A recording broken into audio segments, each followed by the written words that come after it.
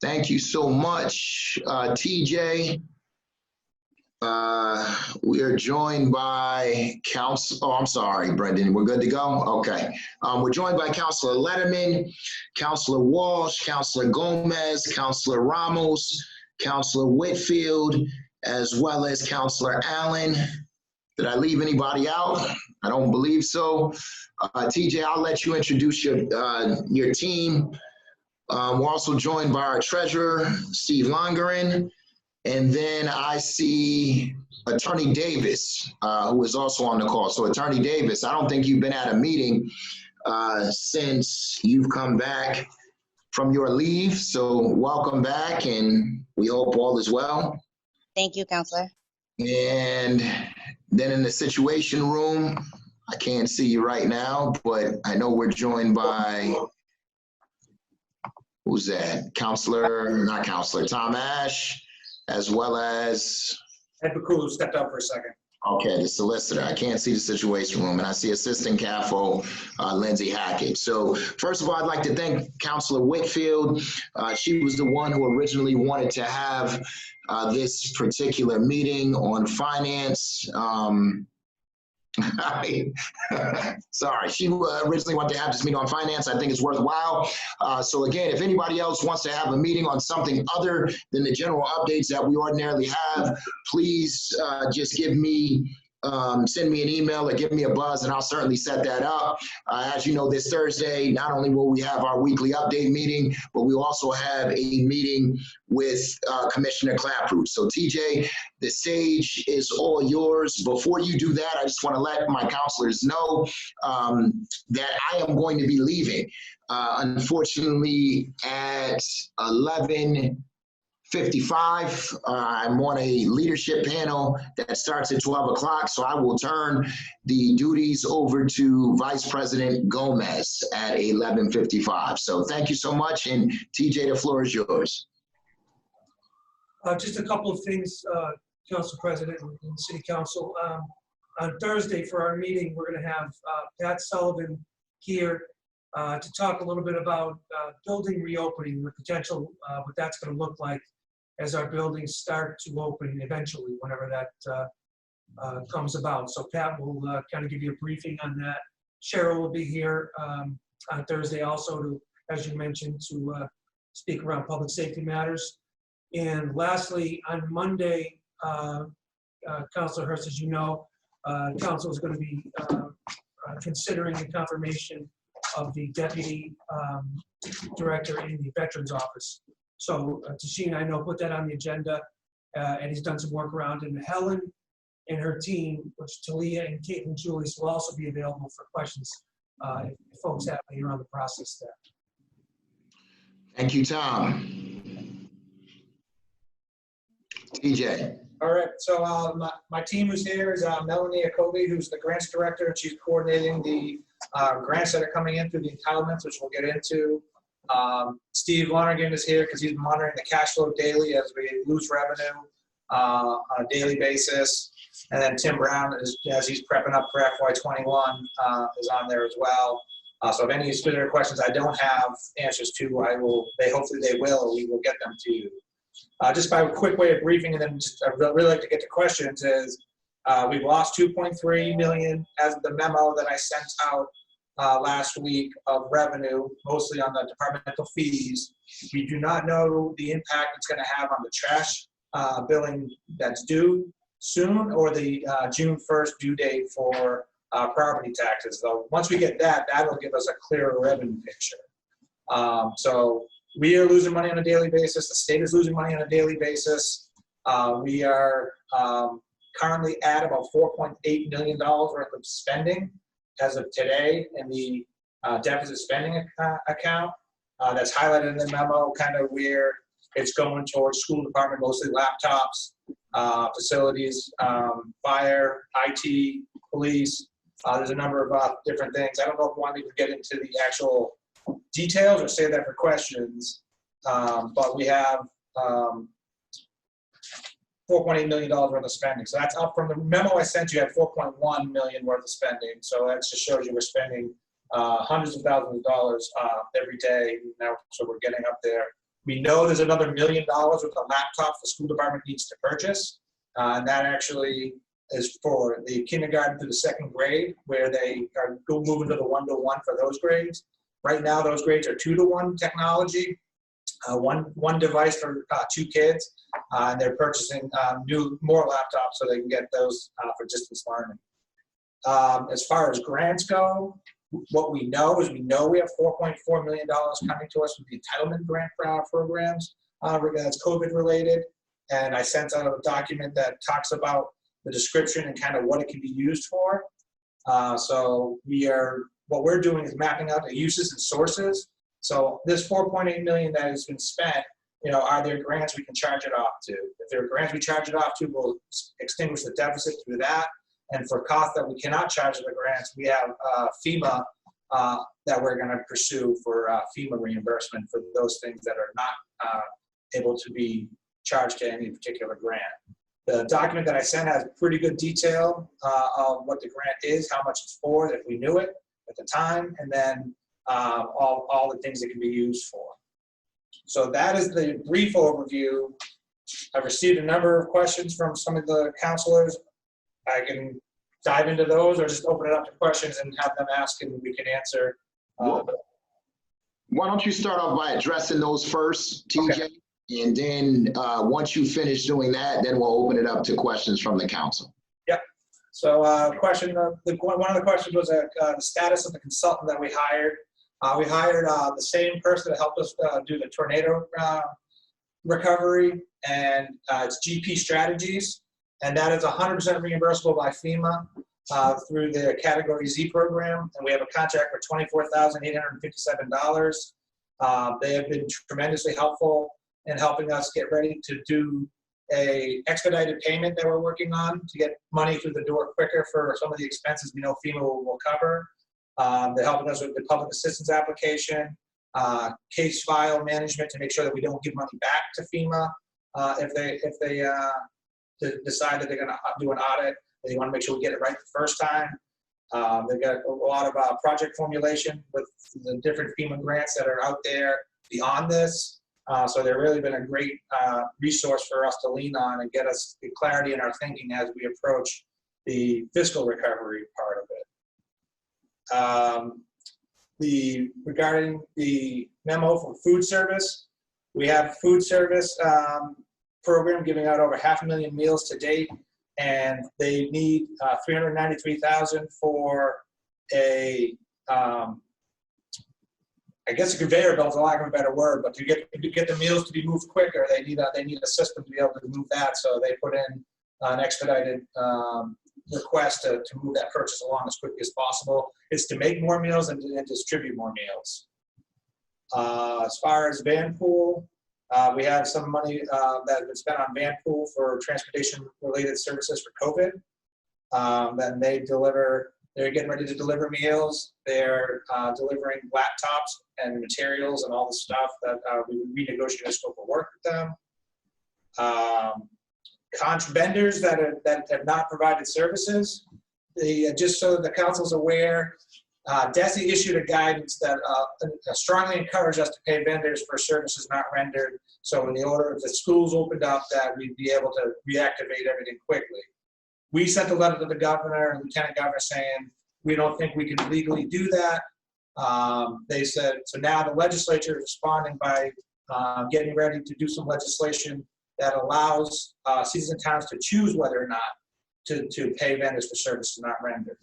Our line of thinking really comes down to if a vendor has laid off their employees, have not retained 100% employment, we are not going to pay them for services not rendered. If they entered into renegotiations for a different scope of work with us and maintained 100% employment, we will pay them a negotiated amount of their contracts. And then further questions, the cost of the tent, it was $398,276 to set the tents up. The cost to run the tents average $165,000 a month.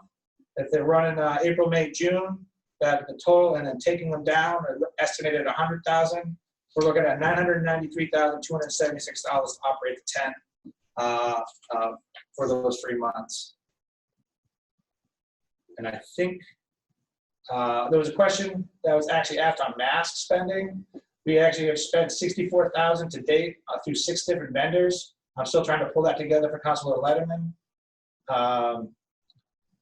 And we actually have $132,000 encumbered to get vendors to fulfill. As you know, masks are back ordered for weeks and weeks, so we get them as quickly as we can and turn them around as quickly as possible.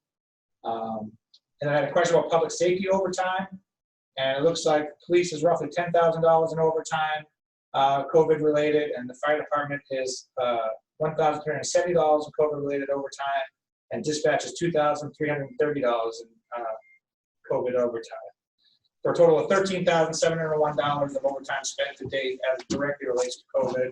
A lot of that is going to be offset onto grants that are coming in through the federal government. I think that is everything. Okay, thank you, TJ. If councilors have questions, if they could ask them through or raise their hands through the queue, then that would be greatly appreciated. I see Councilor Whitfield followed by Councilor Ramos. I also want to acknowledge that we're joined by Councilor Davila, as well as Paul Tudhill and Peter Goonan. Thank you. Councilor Whitfield, the floor is yours. Thank you very much, Mr. President.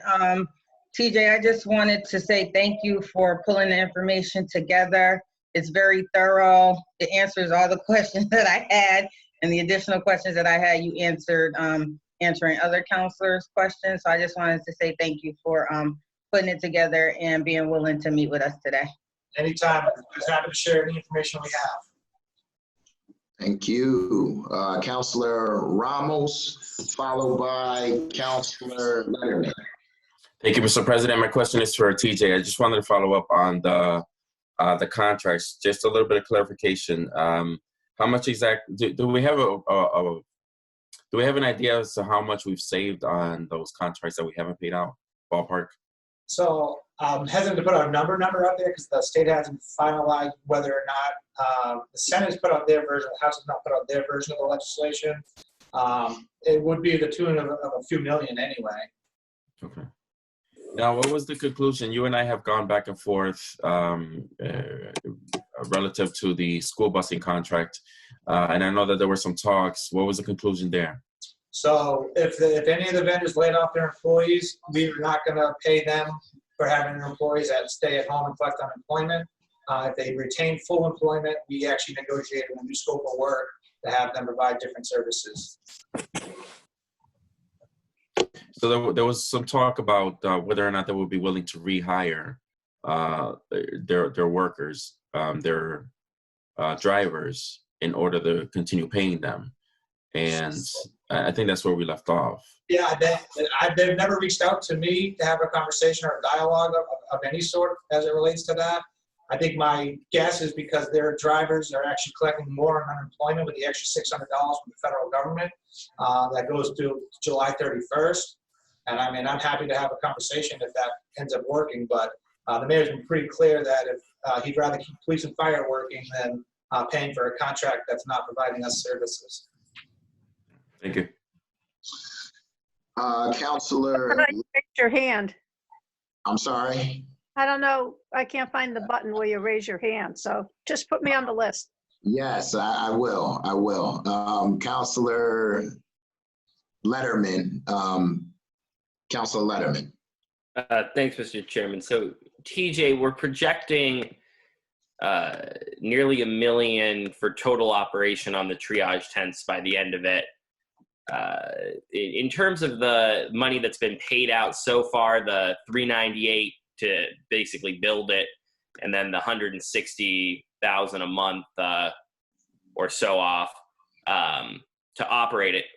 Who is that money being paid to? I'm still trying to pull together all the different vendors that were, I mean, we did it as in-house, we did vendors. Charlie Armett was the one running the project along with Pat Sullivan. So I'll have to get a list. I know the staff's working on it between Tim and Lindsay, and I can get that to you as soon as we kind of pull it all together. And who's being paid monthly to operate? Is that our in-house costs, or are we paying CSO? CSO as a portion of it for their piece, and then if part of the operations was the testing, which was Mercy and Bay State. So we're paying for the testing, and then they're processing and we got grants for it through the health department. right. The monthly costs include things like utilities, a lot of things for utilities, restrooms, dumpsters, electric heat, AC, custodial services, hygienists, the actual tent rental. And we imagine that being covered by the Emergency Solutions Grant. So yeah, my hope is to do the actual tent, setting up the tent or building the tent as FEMA, because they have guidance on it. So that'll be a FEMA reimbursable, and then the Emergency Solutions Grant will be the one we use to operate, or even another funding source. If we could use one of the HHS ones, we might use that Healthcare for the Homeless grant or something. We're still figuring this out. The CDBG grant, the $2.3 million that we accepted at our last council meeting, has any of that been expended, or is all the CDBG money that's been given out so far for the grant programs, has that all been under the last round of CDBG? Yeah, so all the stuff that's been given out has not been part of that grant. And my goal for the CDBG COVID is that gives me maximum flexibility, to give the city maximum flexibility for programming. That's why we're trying to really map out and be strategic about the grants we use.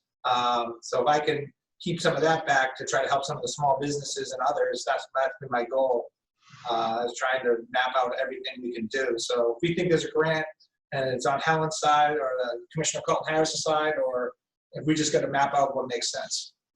Okay. And that's what Melanie's been tasked to do, as doing grants for us. Okay, thank you. Thank you, Councillor Letterman. So I'm going to go to Councillor Gomez, because after you ask your question, Councillor Gomez, you are going to in turn run the meeting. We also have, after Councillor Gomez, Councillor Walsh, and then I think you can see everybody in the queue, Councillor Gomez. So thank you everybody for participating. Thank you, TJ. Daddy, you can take off. Surely. Hold on. Miriam, can you come get her? I'm sorry. I had a little, my daughter was jumping into the screen and stuff.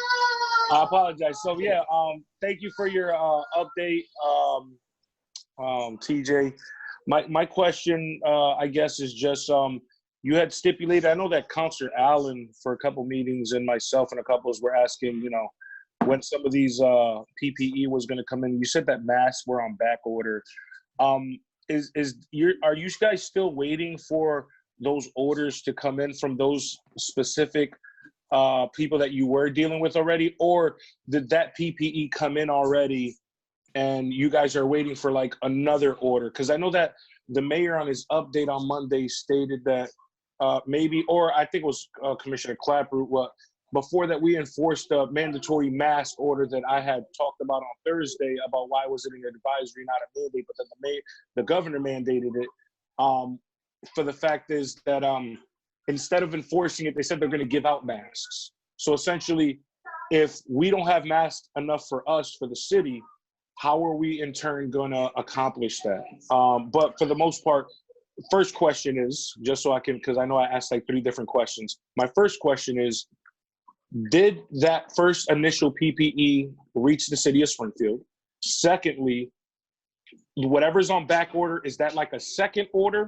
And if so, how are we going to accomplish giving out PPE to people, or specific masks, and then enforcing it? Because I know that a fear from Ed Pakula and from Helen, when I asked my question about the advisories, they initially spun it in a manner of that we were asking for people to be harassed or just be stopped by the police or fined, when essentially we were just looking for, more guidance on making sure that people were wearing the mask. But up until the governor's order, that wasn't kind of the case. It was just like more of an advisory, which I know that you can't answer that, but more on the money issue on the masks. Thank you. So to answer the first question, we've received one order that we had ordered just over the last 2 weeks, got partial orders. For the KN95s, we received the initial order of surgical masks, And then during the donations, we've got about, on the council meeting on Monday, 14,000 KN95, N95, and surgical masks donated to the city. And we have ordered some more. One of the ones that did not reach us are the good ones that Commissioner Calvi ordered, that made it to the warehouse to be sent to us, but they were confiscated. So that was about 3,000 masks that we were hoping to get, that we're not getting, because they don't know where they are. So we are still buying equipment, PPE, and we will continue to do so as we reopen city government. And as far as surgical masks, handing out masks to residents, I'm assuming, I'll let the commissioner answer that one, but it's going to be just for a short time frame to help educate folks that may not be aware of the government's directives. But we do feel, we're feel confident with the number of masks we have on hand and the number that we do, that we can do that. Do you have a kind of a number? Screens, if councilors can remember to mute themselves before they speak, I'm sorry, and unmute themselves before they speak, it would be greatly appreciated. Councilor Gomez, the floor is yours. The show is yours. I am leaving, sir. Thank you so much. Thank you. All right. So, so how many masks as of right now do we have available specific to the surgical mask? Surgical mask, I'll have to get that from Chris Sinoli. I just sourced 50,000 new surgical masks just yesterday. That can be here in a few weeks. So we're going to try to put that order in. Do you have a number of what price that you paid for those surgical masks? These ones are 50 cents a piece. N95s are going for $5, between $5 and $6. N95s are going between $5 and $6, and KN95s are between $4 and $5 a piece. Okay. All right. No, the reason why I ask is because it's an outrageous price. Huh? It's an outrageous price. No, they are. And over about a month ago, I've kind of tried to, bring this company that's been, trying to, I guess, get in, and I didn't know what was the proper channel. So I know I emailed you and Helen on trying to get some of this equipment, and essentially nonprofits in our city and also groups like the Crew have utilized this company and been successful in getting it, next day or by the end of the week. And some of those stuff has been even donated to the city, which it really, like, as a counselor, it really frustrates me. And I know that I sent I would say off email to some, but the email was out of frustration that I've been trying to, we've been trying as counselors just to be proactive and trying to help you out, because essentially knowingly that we're in a downward spiral when it comes to, spending and trying to save a dollar. But, moving forward, I think that we can talk a little bit more about that, because, I would think that some of these things that are here in America, we wouldn't have to worry about. And this company's in America, we don't have to worry about FEMA confiscating things. Some of that stuff has been reaching the city of Springfield, specifically from our community, and our community has been doing a great job with that. And I think that they're just, I don't know, for some reason they're just getting here, and it just frustrates me, along with a lot of the councilors, that, we're having the problems, we're the city, So with that being said, I'm going to open it up, and I'm going to go to Mr. Councilor Mike Fenton. He has his hand up, and after Mike Fenton, we have Councilor Tim Allen. Thank you, Mr. Chairman, and I gotta say, that mustache is looking pretty good.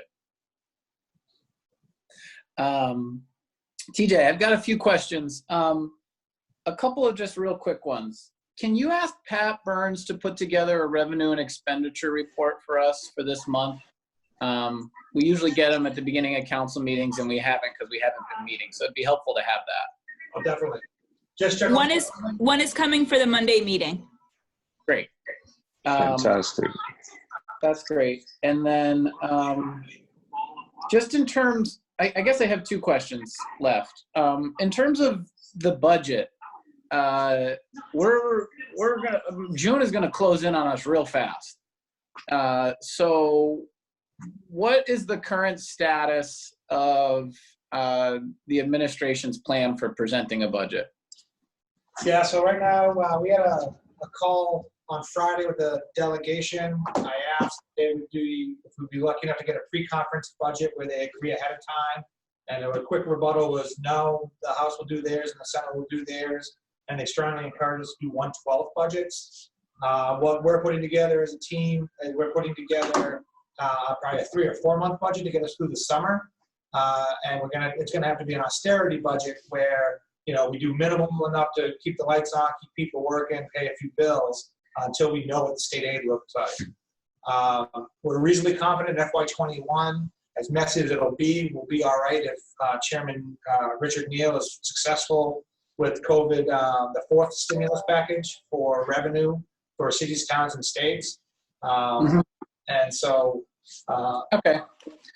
So we're looking at some form of partial budget, most likely. Okay, and then the final question I wanted to ask was, you referenced the revenue decline between MGM withholding receipts and other reductions in revenue, which total, by my math from your memo, around 4.6 million.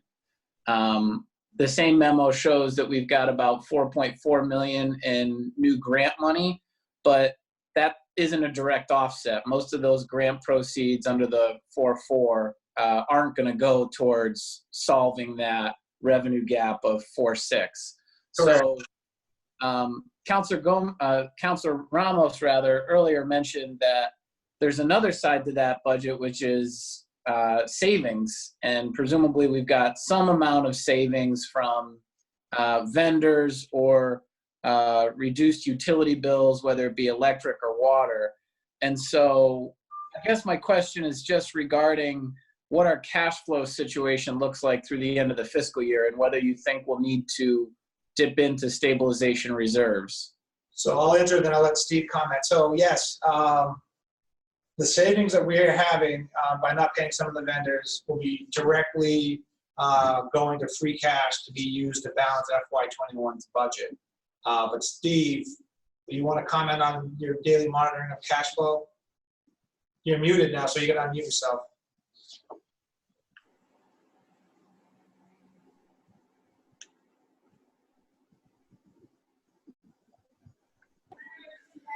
Wait, Daddy. If it doesn't, he's on? All right, I'm on now. Okay. We are monitoring it daily. We're trying to limit, as best we can, plan things as well as we can. We've gotten some of the escrow payments for our tax. They paid on time, meaning May 1st. Our biggest one is waiting till June 1st. So we're going to be a little tight getting towards June. But with the state aid not being interrupted yet, and going forward, if it isn't, we should be okay. It'll be tight, but we should be okay. Thank you.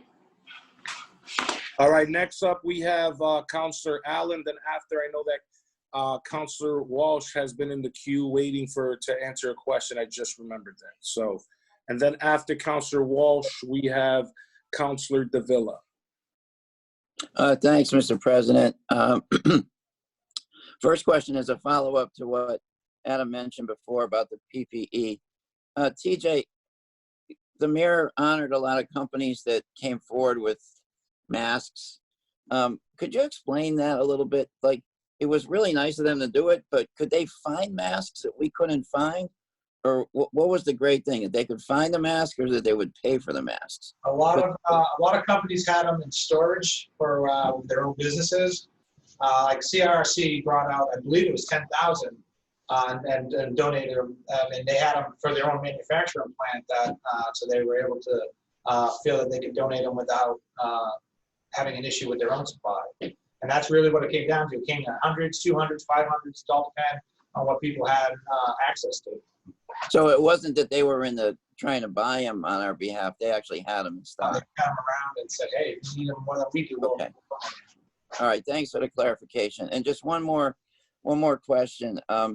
So we went through this with the tornado, but at the time, there was just us, or a few other communities around Springfield that had the tornado, and other parts of the country that had disasters at that time. So figuring out the financial ramifications and the FEMA stuff was something we learned at that time. But a place like Holyoke didn't learn it because they didn't have the tornado. But now everybody's in this thing, right? So, and are the procedures that we learned at that time helping, or how does this differ from that time? Is it just so having the experience with FEMA as it related to the tornado and the other snowstorm has us hopefully ahead of most other communities, if not all of them, by getting the expedited payment for service for costs that we want to submit. So we think the money's going to run out at some point. So we want to be first in line for costs that are eligible for FEMA reimbursement. We're going to get it. So what you do is you basically put in an estimate of what you're going to spend. They send you a payment, and then for cash flow reasons, then you true up with the actual spending with FEMA officials after the pandemic's over. And so we figure that's the smartest way for us to go about it, to ensure, because if a lot of communities are going to wait till it's over, it may not be over for 6 months. And next thing you know, you got to track all these expenses. We're at least going to have the benefit of the cash flow using the FEMA consultant that is helping us put all the paperwork together. Okay, great, thank you. Can I add that a little? Tim, Yeah. the one thing you should know is, FEMA disaster fund that was in the Corona relief package was $45 billion, I think. Yeah. And so that was for the whole country. And FEMA is always the sort of bucket of last resort. So what you're going to find is that they're going to do as much as they can not to pay until they see what other buckets are being exhausted. Now, as TJ said, regardless of when they're going to do it, we want to be first in line. And so that's what we're trying to do. But, it's one thing that we are having difficulty planning our budget. The state's having difficulty planning our budget. But the feds are also not going to be real forthcoming, I think, in terms of when they're going to get our expedited payments. And so I just want to give that caveat to manage expectations of what we're trying to do, but also what we're up against. Okay, thanks, Ed. Thank you very much. Thank you, Ed. Next up, we have Councillor Walsh, then after Councillor Davila, and then after him, we have a question from Councillor Letterman. And just so we can pay attention to the time, ladies and gentlemen, it is 12:07. We have about a couple more minutes left. Go ahead, Councillor Walsh. Thank you, Councillor Gomez, and hello to your daughter. These are such unusual times that we're living through. We've never experienced anything like this. Unexpected expenses and revenue down. I'm a little bit concerned about our city employees, and I'm hoping that we are able to keep all of them working. So at this point, we are not anticipating layoffs or furloughs. Right now, I can't say that definitively going forward. I do think FY21 will be a challenging year, but I think we will get through it. I think if anything, we'll use strategic use of the reserves if necessary. I'm trying to generate as much free cash as I can for FY20 and use that first as a way to balance the budget. We still have $3 million-ish of free cash that's unappropriated as of now. I mean, I'm trying to squirrel away pots of money just to keep our employees working. FY22, 23, 24, and possibly 25 are going to be very, very difficult years. So we want to kind of shore up what we can in the stabilization fund and be very judicious of use of that and strategic on how we do our budgets going forward. TJ, do we have anything in place if our employees have hardships? Do you have something like that set up? Only thing that we allow is the use of time and different things to make sure that they have access to the federal laws that exist as it relates to COVID.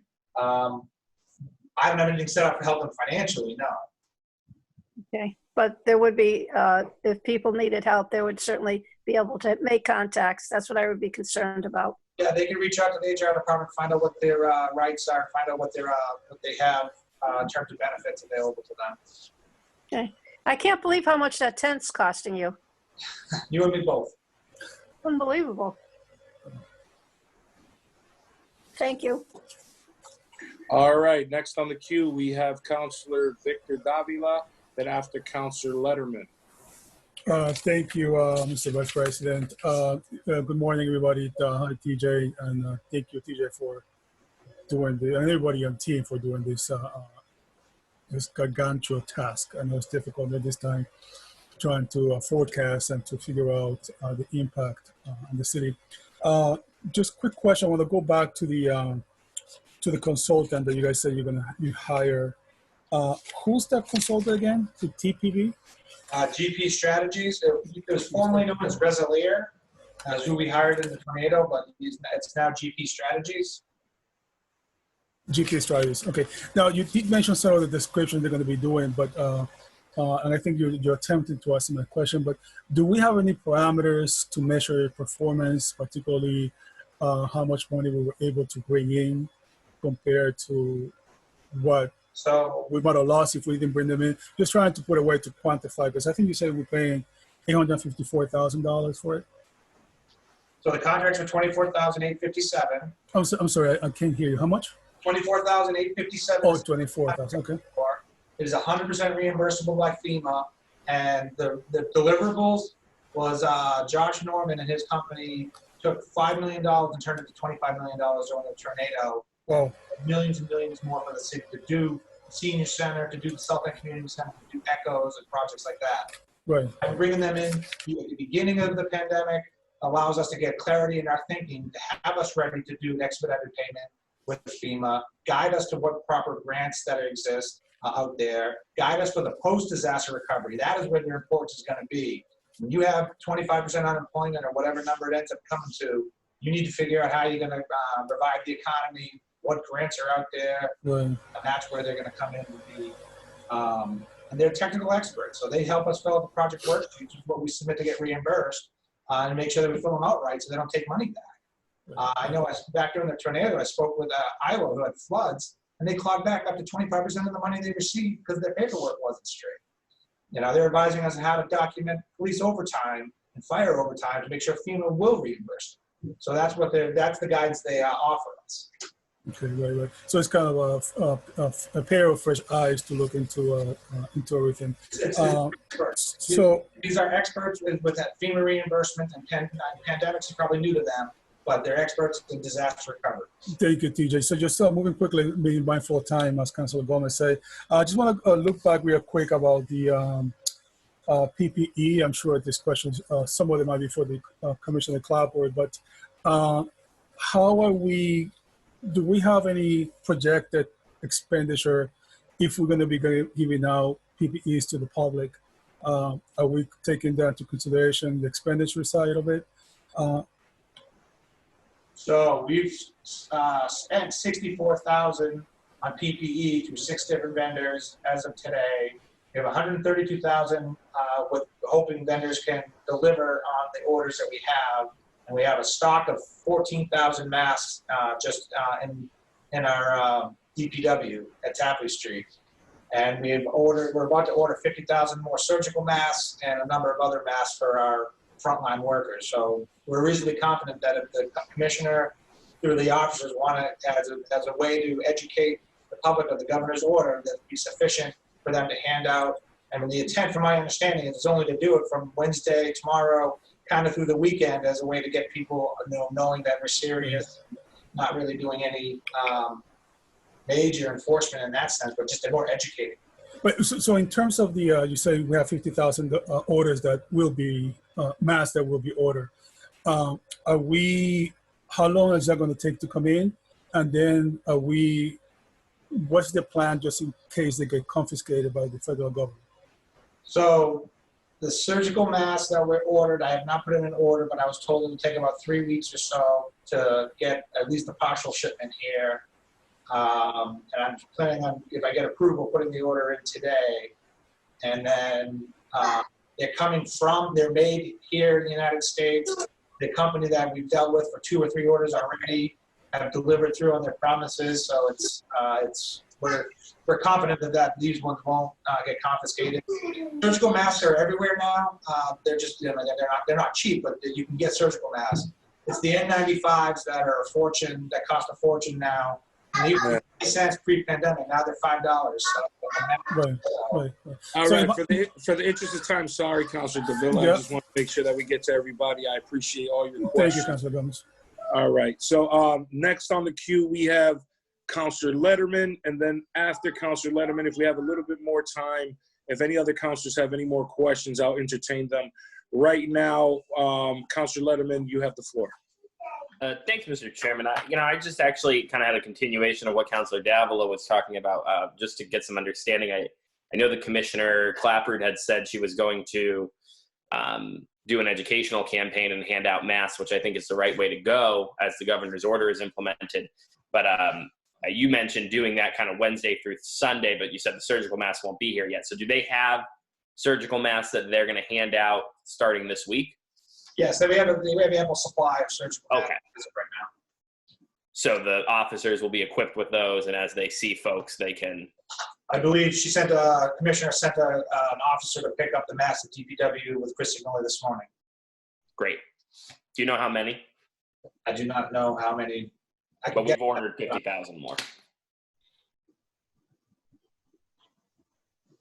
All right. If there's, does anyone, now I'm going to open it up. If anyone has not raised their hand, I know some people have a hard time with figuring out where to raise your hand on the queue. If anybody has, any counselors have any more questions for TJ, please chime in or raise your hands now, because I don't have the function on to put your hands down. So the past folks that had their hands raised, their hands are still raised. So I'll open the floor up right now before we close out this meeting. I just have a quick follow-up, if I may, Mr. Vice President. Of course, Councilor Davila. Thank you. TJ, so I was just going to ask, I believe you say that for the SPD, we only spent $10,000 on overtime. If that's the case, I'm just surprised. And put it this way, nobody's going to have no officers and firefighters taking vacation, so we're fully staffed. Yeah, the only time we have somebody out is an officer gets tested for COVID and is positive and needs to be quarantined. So our overtime is way down on both police and fire as a whole, because everyone's working. Now, the spending freeze, just to be clear, that the mayor order, that does not apply to the police department, correct? Right, does not apply to public safety and emergency needs, vehicle repair, all stuff that we know we're going to need to operate this. All right, thank you, TJ. All right, is there any other counselors that have any other questions pertaining to the information that was provided to us from TJ Plant and his staff?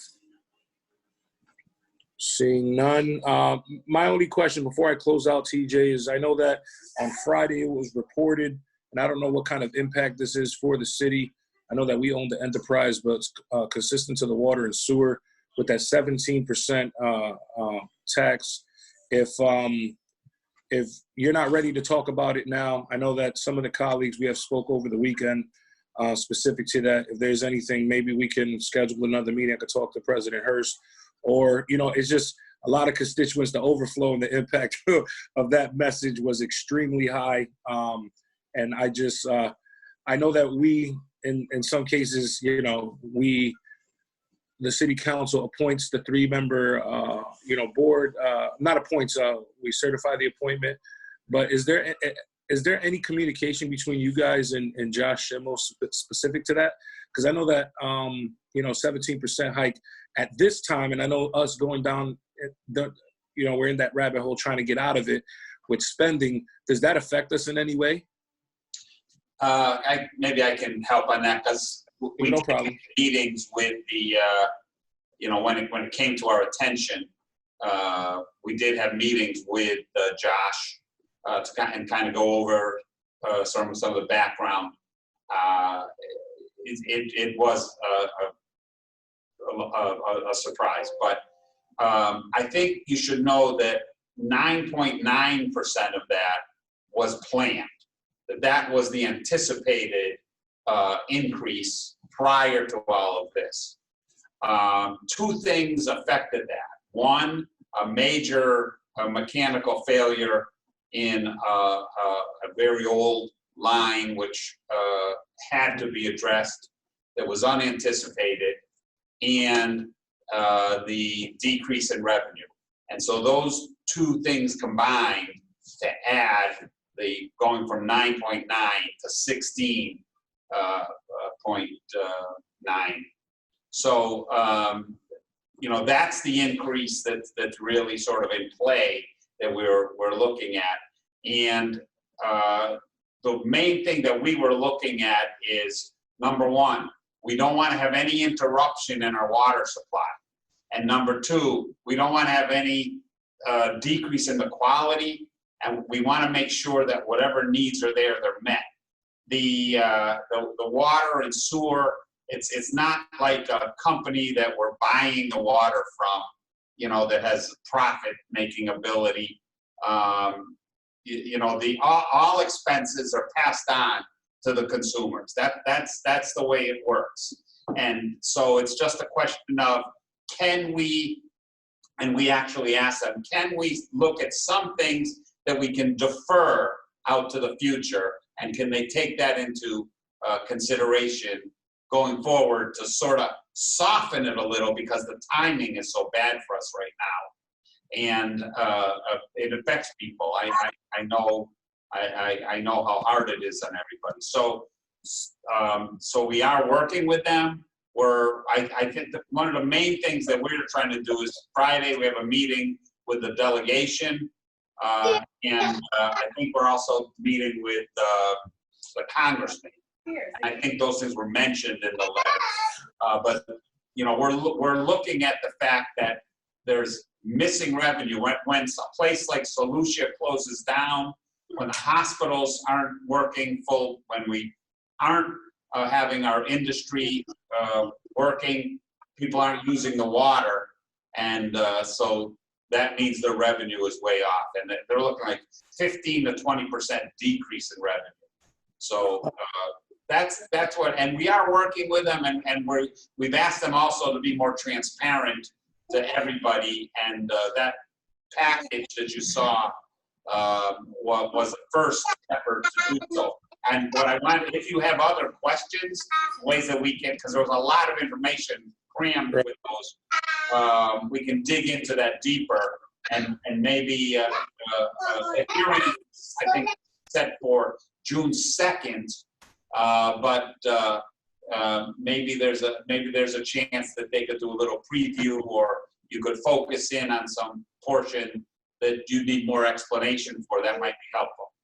Right. So I want to thank you for that brief update on, you know, some of those questions pertaining to. I'm going to work with our president, Justin Hurst, and with you guys to see if we can get kind of another meeting like this with them before, you know, June. I know that they have a proposed town hall meeting, which I know that the colleagues would like something more in stone, so then we can kind of talk about these things, because the constituent uproar of you know, that news that was reported on Friday was definitely at this point in time, like you said it right. It was, the timing was was bad. But we'll talk soon. I want to thank everybody for coming up on the Zoom, and thank you for taking the time. TJ, your staff, thank you so much for answering our questions. Thank you for the work that you're doing, and all of you have a great rest of your week, and enjoy some of that sunshine. Everybody have a good one. Bye. Thank you, everybody. Thanks, everybody.